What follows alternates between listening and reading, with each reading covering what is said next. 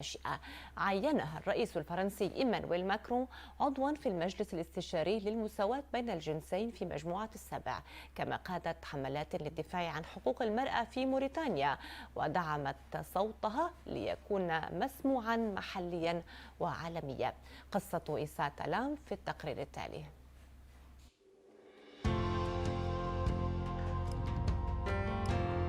Je suis mauritanienne, originaire de Bogué, dans la région du Brakna. Je suis une des cofondatrices de la Jeune Chambre de commerce de Mauritanie, qui est une organisation qui promeut l'entrepreneuriat des jeunes. Et ce qu'on fait, c'est qu'on aide les porteurs de projets, les jeunes professionnels à concrétiser leur idée d'affaires et aussi à développer un petit peu l'écosystème entrepreneurial mauritanien.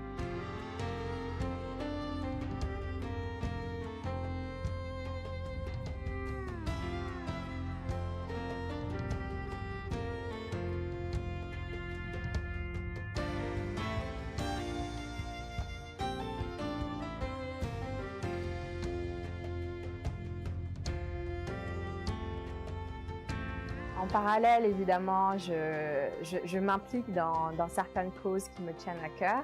L'année dernière, j'ai eu l'opportunité de travailler dans le conseil consultatif du G7, présidé par le président Emmanuel Macron. Et l'initiative au cœur de ce conseil consultatif, c'était vraiment mettre en avant les lois les plus progressistes en termes de droits des femmes dans le monde. En Mauritanie, la problématique des droits des femmes est au cœur de l'agenda de tout le monde depuis plusieurs années. Notamment, on a une loi qu'on peine à passer depuis plusieurs années au niveau du Parlement, la loi contre la violence faite aux femmes. Donc pour moi, c'était vraiment une plateforme importante pour montrer ce qui se passe dans le pays, mais aussi essayer de trouver des solutions au niveau de la scène internationale, mais aussi des politiques locales. Donc ce sont des problématiques très importantes et au niveau de la Jeune Chambre, on s'y penche.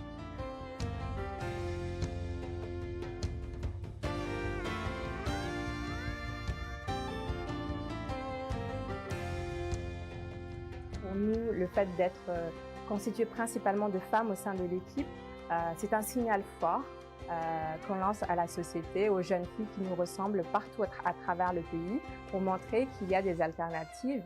Et la Mauritanie, dans toute sa diversité culturelle, a des options, a des alternatives. Donc pour nous, c'est aussi une image d'une société pluridisciplinaire, plurielle, multiculturelle qu'on veut montrer dans tous ses talents.